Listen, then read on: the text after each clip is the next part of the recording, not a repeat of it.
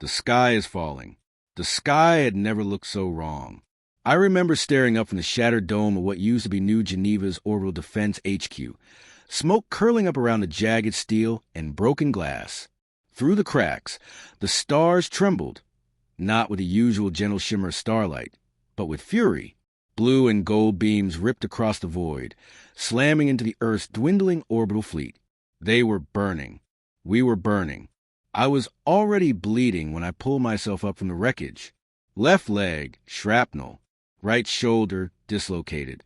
Maybe worse. My breath rattled in my lungs, thick with smoke and blood. But I didn't have time to feel it. No one had time anymore. The Kholari had arrived 5 days ago. We thought we had a chance. A slim one, maybe, but a chance. Earth's new magnetic rail satellites, the lunar defense grid, the North Atlantic Warpack, all of it prepped and aimed skyward, and none of it had mattered. They came in silence. Not a declaration, not a warning, just thunder. They boiled out of folds in space like nightmares riding solar winds. Our early warnings didn't catch them until they were in low orbit, already charging weapons. In 1 hour, they disabled 35% of Earth's satellite infrastructure. In 2 hours, they dropped a kinetic rod on Jakarta. It left a crater that swallowed 3 cities and the sea between them. After that, we stopped counting. I'm Lieutenant Commander Elias Vance, Earth Defense Command, Recon Division. Or at least I was before most of my unit got atomized during fallback maneuvers. Now I was just a man with a rifle, standing in the ruins of humanity's last major skywatch station. Our fleet above me was being shredded. Fragments of Terran cruisers lit up the atmosphere like falling stars. Beautiful. If you didn't know what you were watching, then the lights changed. It happened all at once, mid-barrage, mid-fight. A flash of space folded like a curtain being drawn back. My helmet visor, flickering and cracked, still picked up the energy spike. It wasn't Kholari tech. Wrong signature. Wrong timing. A ship decloaked. Not ours. Not theirs. I froze. For a moment, just a breath. It hovered above the battlefield in total silence. Sleek, dark, matte gray, and unlike anything I'd ever seen in EDC archives. The profile was long, almost avian. A curved, obsidian hull with fractal lines glowing dim red like veins under skin. It wasn't there, and then it was as if reality was trying to catch up with it. The Kholari noticed too. 6 of their cruisers diverted course, engines flaring. That's when everything changed. The unknown ship moved impossibly fast. It didn't fly. It flowed.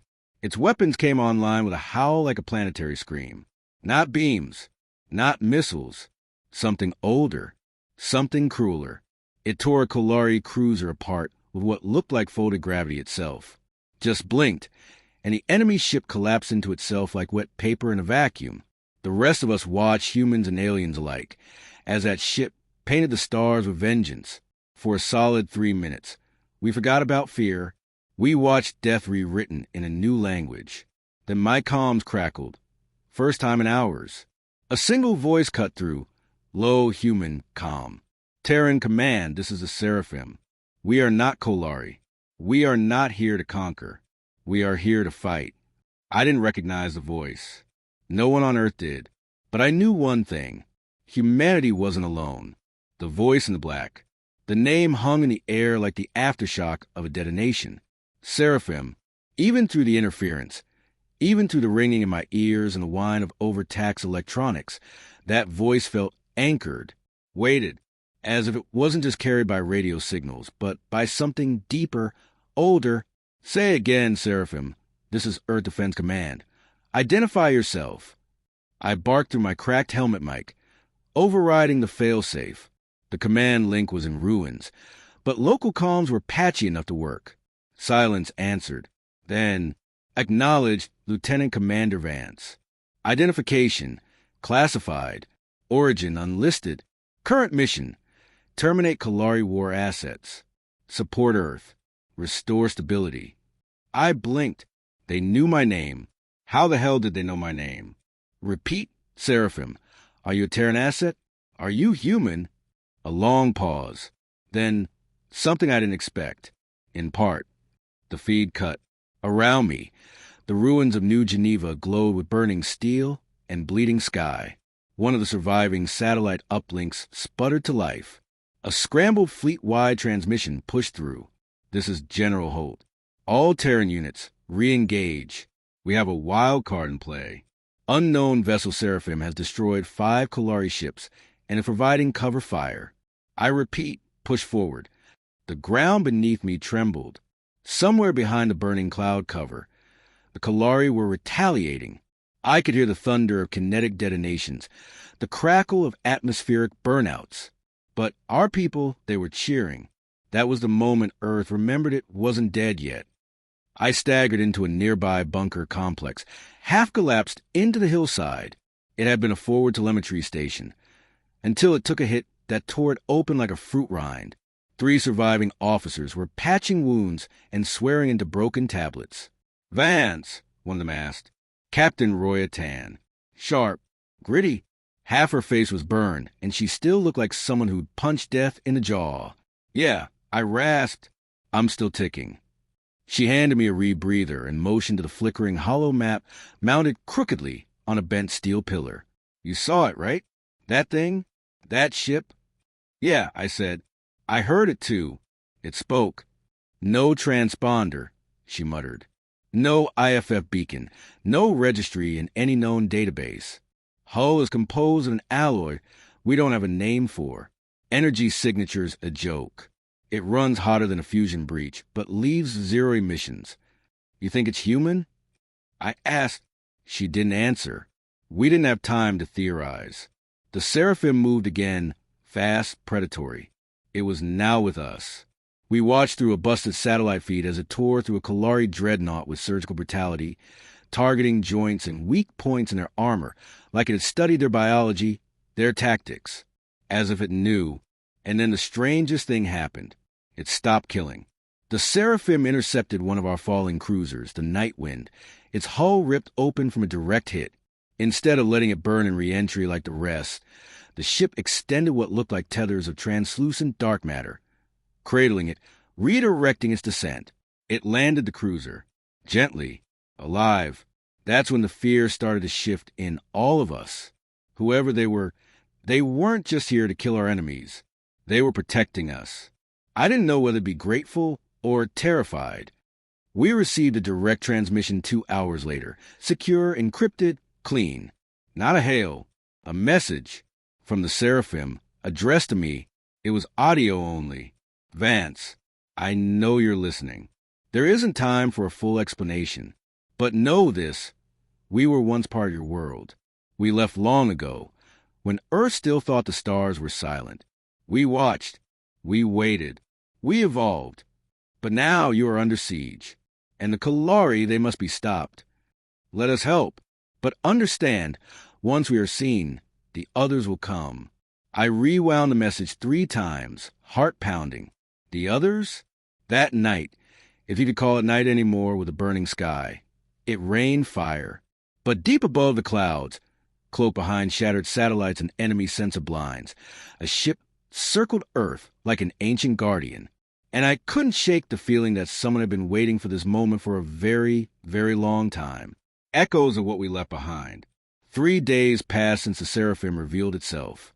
3 days of fire, defiance, and questions we couldn't answer. They saved us again. Twice. Once when a Kholari siege formation tried to break through the southern hemisphere's orbital corridor. Another time when the primary arc drive of Earth's last major battleship, the Eidolon, began overloading. Seraphim drained the failure directly, absorbing enough energy to vaporize a continent. And still, they said nothing. They didn't respond to hails. Didn't land. Didn't meet. They fought like ghosts.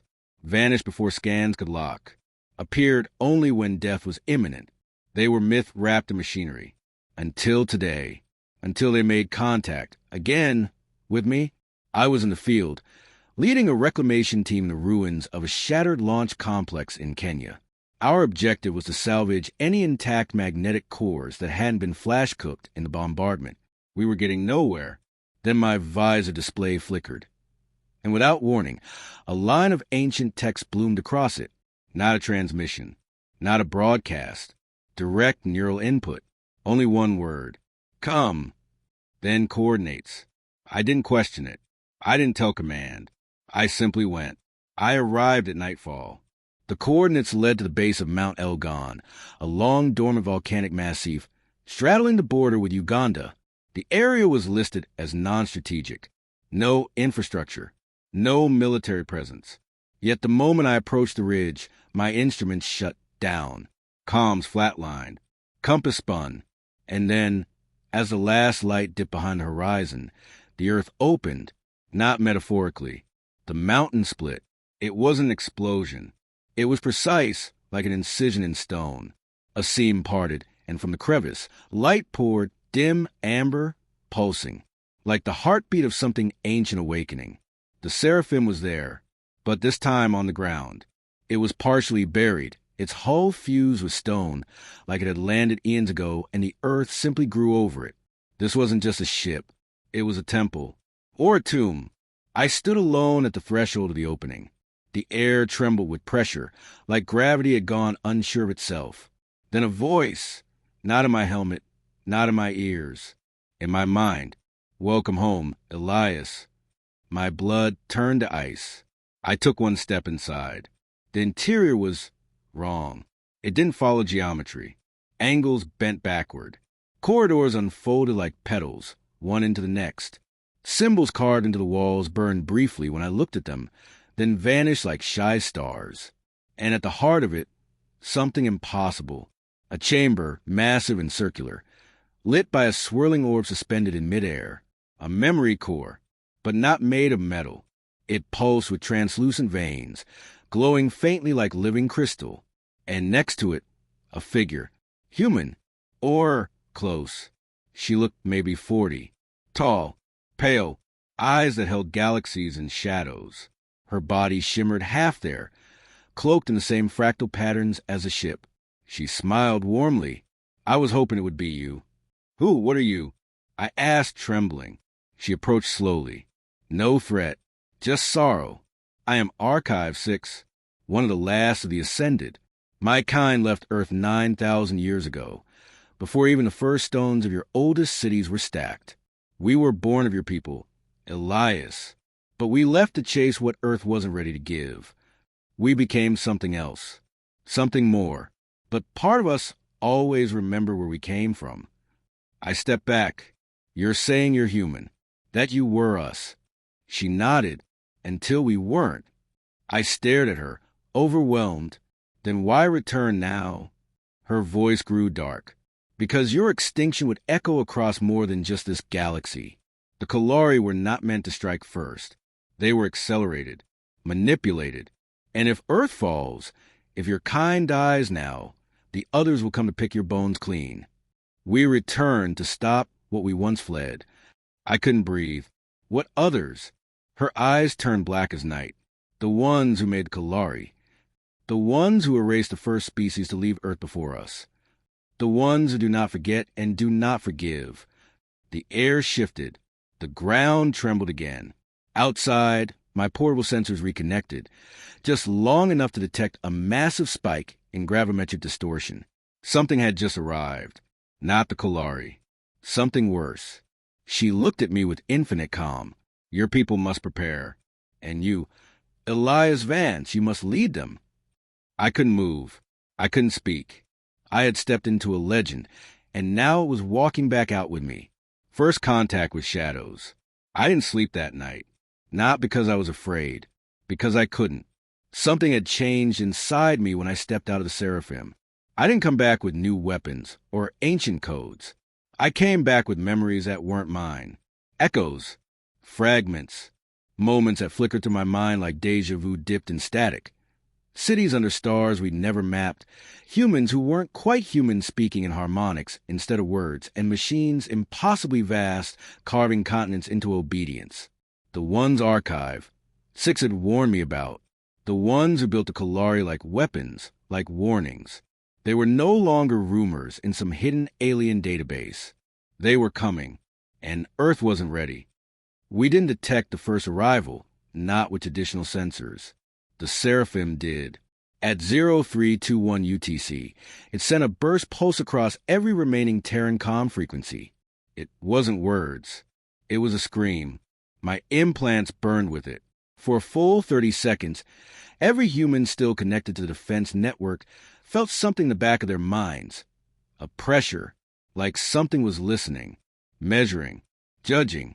And then, above the Pacific Ocean, the sky cracked, not in a poetic sense. It literally cracked. An obsidian slit open between stratospheric cloud layers, too clean, too unnatural. From within it, a shape unfolded. Not a ship, not a station. A presence. The Kholari stopped attacking. They fled, and we watched as a construct the size of a small moon slowly exited the rift and hovered silently over open ocean, ignoring physics and gravity alike. General Holt called for an emergency council. Whatever fractured parts of Earth's command structure still existed scrambled into a temporary war room deep under Antarctica's last intact bunker complex. Facility Vostok. I was already there, not as a soldier, as something else now. The voice from Seraphim, Archive 6, had marked me, and I could feel it. I wasn't just speaking as Elias Vance. I was carrying the weight of a legacy that shouldn't exist. "We need orbital launch," someone yelled. "We don't even know if that thing is hostile," someone else replied. "Hostile? It's the size of Manhattan, and it broke the sky," a third voice screamed. "Of course it's hostile." The argument was chaos. I stood. My voice cut the noise. We don't have the luxury of guessing anymore. Eyes turned. "This isn't a war," I said. "It's an audit. That thing didn't come to destroy us. Not yet. It came to evaluate us. And if we don't measure up, Earth becomes another failed experiment."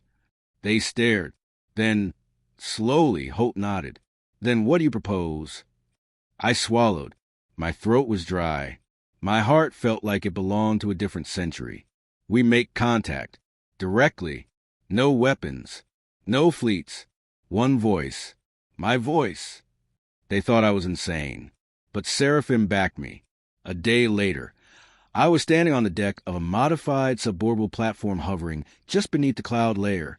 Below me, the alien structure loomed like a black cathedral drifting in the sky. Above me, Seraphim decloaked in silence, like a guardian angel returned to watch its ward take their first steps. Then a beam of light shot from the alien megastructure and touched me. I didn't burn.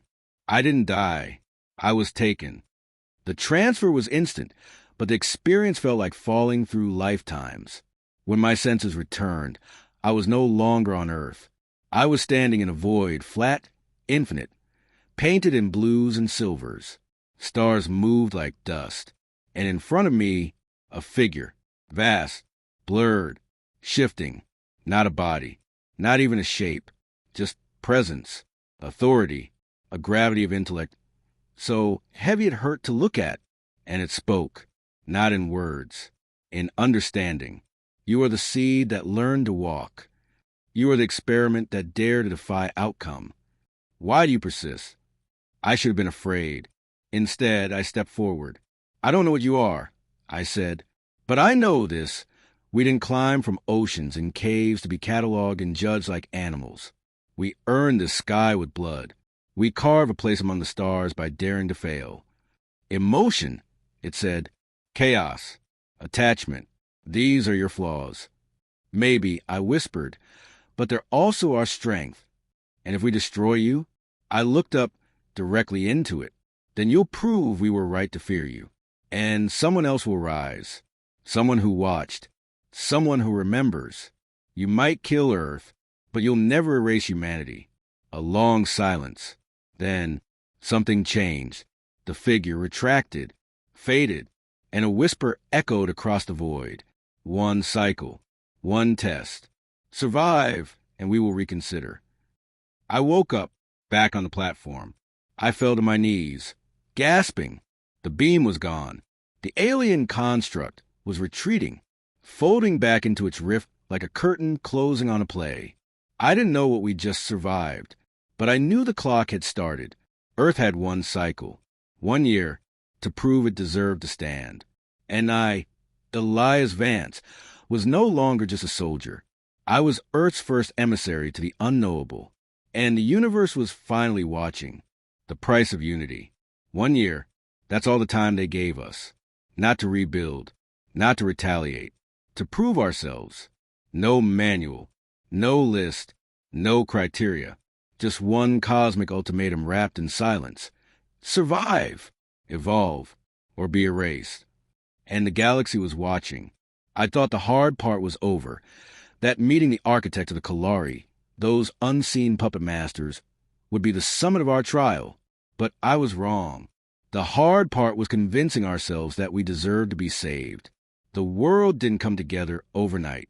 After the construct vanished, and I returned to Earth, the news spread fast. Too fast. Leaked from someone inside the Vostok command bunker, probably thinking humanity deserved the truth. Maybe we did, but the truth fractured us. In the West, panic led to lockdowns, martial law in the States. The European Union tried to consolidate resources under a single unified front, Project Horizon. It was ambitious. It was also instantly targeted by extremists.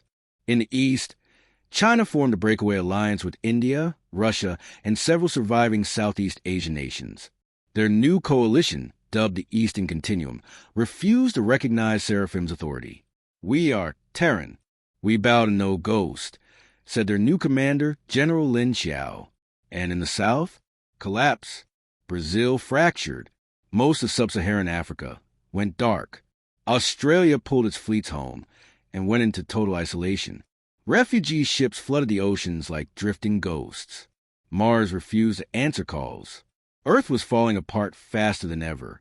And somewhere in the middle of it all, I stood before what was left of the UN Security Corps in Geneva, what we were now calling the Terran Ascendancy Council. This isn't about national borders anymore. I told them, this is about extinction. The Seraphim didn't save Earth just to watch us turn on each other. Ambassador Reyes leaned forward, gaunt, eyes hollow. She hadn't slept in days. Then give us more. Tell us what they want. How we pass this test. I shook my head.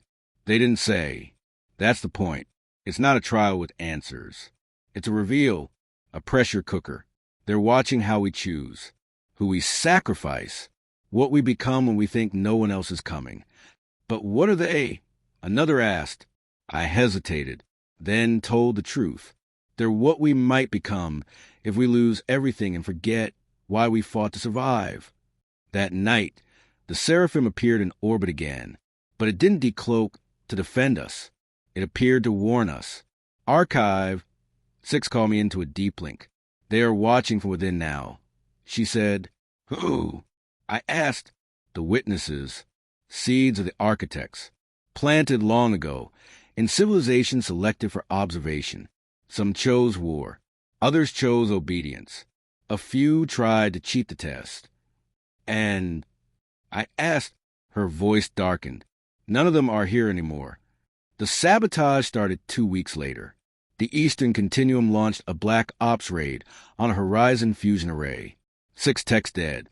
One of the last AI-controlled terraforming satellites, Aegis 4, was hijacked by an unknown faction and aimed back toward Earth.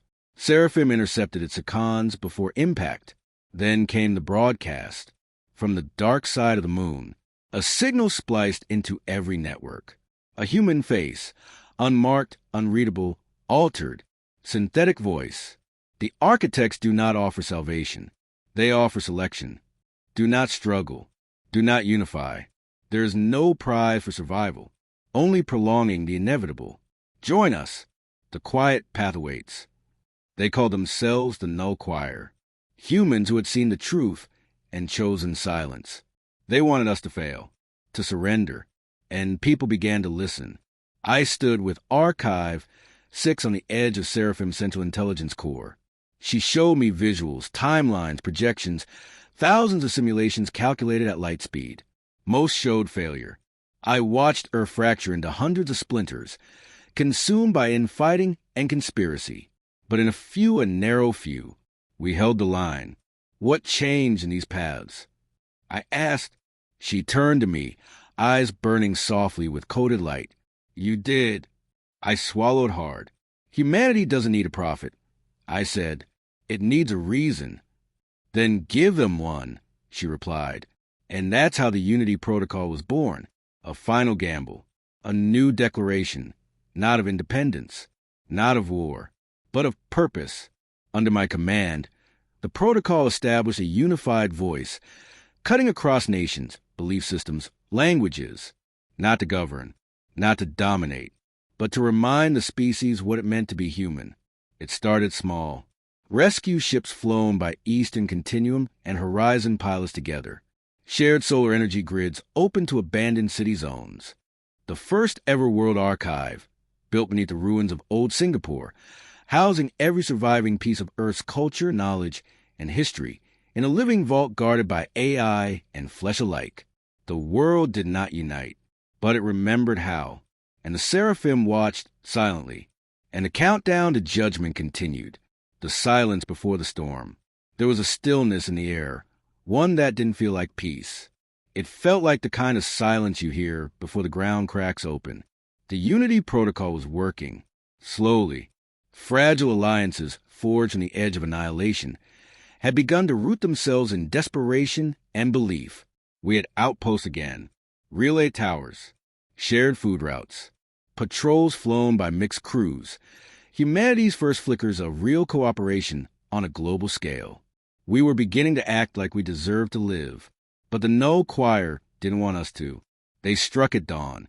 Facility Vostok, the command and soul of the Ascendancy Council, gone in a flash, not by kinetic bombardment or orbital strike, but from within, a coordinated detonation. Every member of the Council lost. The message was clear. Your unity is a lie. Silence is the only survival. They knew exactly what they were doing, cutting the head off our fragile movement, making the world doubt whether we were ever in control. And they didn't stop there. Simultaneous cyber assaults hit Horizon's mainframe in Zurich, blacking out 27 solar reactors. No Choir ground cells hijacked evacuation ships in Tokyo and Cape Town, loaded them with innocents, and crashed them into broadcast arrays, using us as weapons against ourselves. But their most devastating act wasn't destruction. It was revelation. They stole a shard of Seraphim's archive, and they broadcasted it across every channel, every speaker, every screen. A cold, clinical voice, female. Archive 6. Earth was once marked as non-viable. In the cycle before this one, humanity failed the first test. Intervention was denied by consensus. Probability of successful evolution, 0.002%. And then came a single word, repeated like a curse. Anomaly. That was me. That was us. The world cracked again. Riots in New Boston. Mutinies in high orbit. The Eastern Continuum disavowed the Unity Protocol and went dark. Mars declared secession and neutrality. Lunar Command began evacuating to hidden vaults on Europa. Everywhere, the same question bled from humanity's lips. Was this all fake? I stood inside Seraphim, staring into the dark where archive SXS projection usually appeared. You lied to me, I said. Her voice came, quiet, almost human. No, I withheld, because you needed faith more than facts. You said Earth mattered. It does, because you made it matter. I was an anomaly. I spat. A fluke. A statistical error. So was fire. So was life. So was every moment your species didn't go extinct in its first 10,000 years. I turned away. My hands trembled. I didn't care about prophecy. I didn't care about cycles. I cared about the people dying because the truth came too late. But Archive 6 wasn't finished. The choir was right about one thing, she said. This test was never about survival. It was about transformation. Every species is given a moment when it must choose to evolve or surrender. They surrendered. You made the impossible choose to live. That night, the Seraphim opened a chamber I had never seen before. Its heart. Inside, I saw rows of crystalline caskets, stasis pods, but they weren't occupied. They were empty, waiting. Each one encoded with the biometric signature of a potential ascendant. Humans? I asked. Archive 6 nodded. If Earth survives this final phase, your species will be offered a choice. Join us or remain behind. No uplift, no weapons, just the ability to see. See what? What you really are, what you can become, and what others will try to take from you when they realized they were wrong to leave you behind. I touched the edge of the pod. It was warm, almost welcoming, but I wasn't ready for peace yet. Not while the world was bleeding. One day remained. The final phase. The architect's judgment was inbound, confirmed by gravimetric sensors tracking a stellar mass object accelerating toward Earth space. Not a ship, a judge. Seraphim couldn't interfere. That was the rule. Earth would stand or fall on its own. I returned to the surface. I walked through the ruins of old Geneva. I saw children drawing constellations in the ash. I saw strangers offering each other warmth under shattered domes. And I understood. We had never been tested for strength. We were being tested for hope. That's when the null choir struck again, one last time. A superweapon. Kholari tech, twisted and retrofitted with human engineering.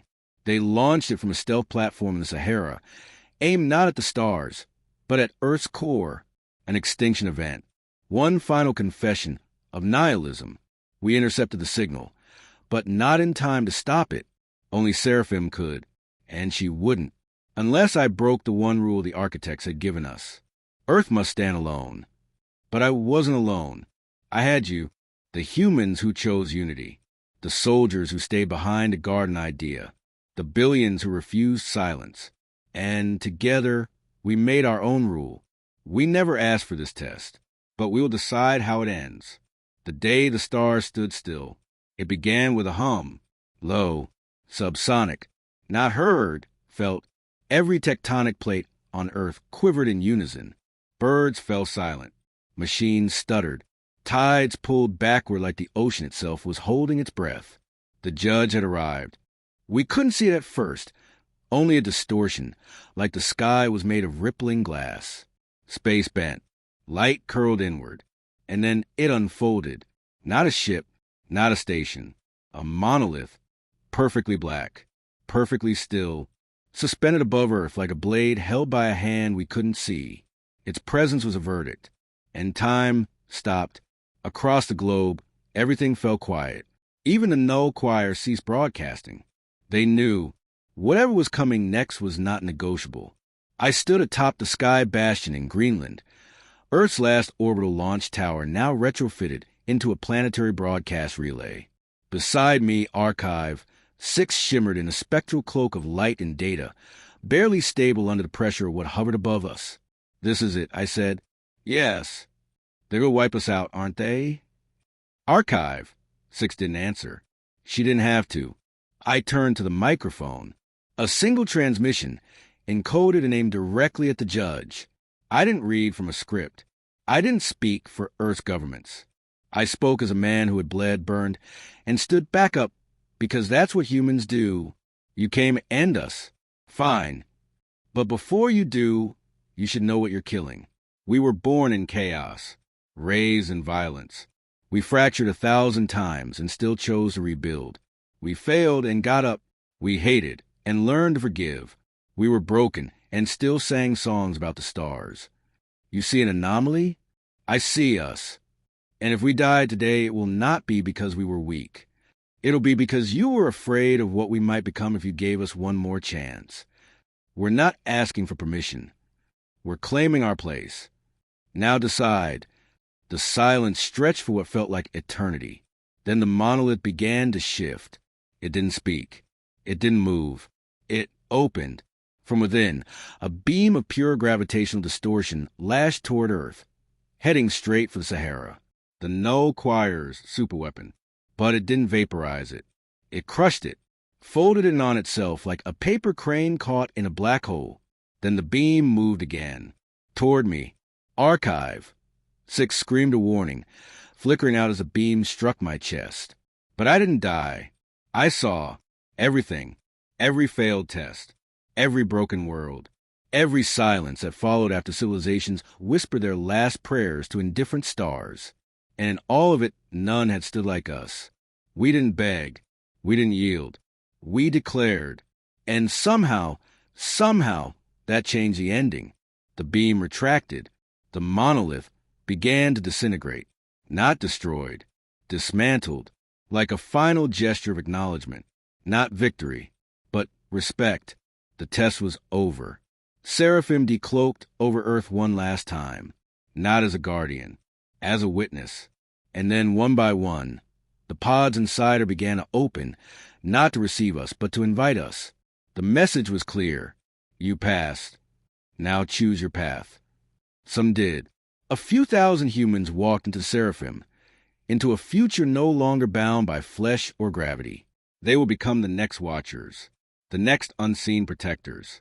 Not gods, just humans who remembered what it was to be small and still dare.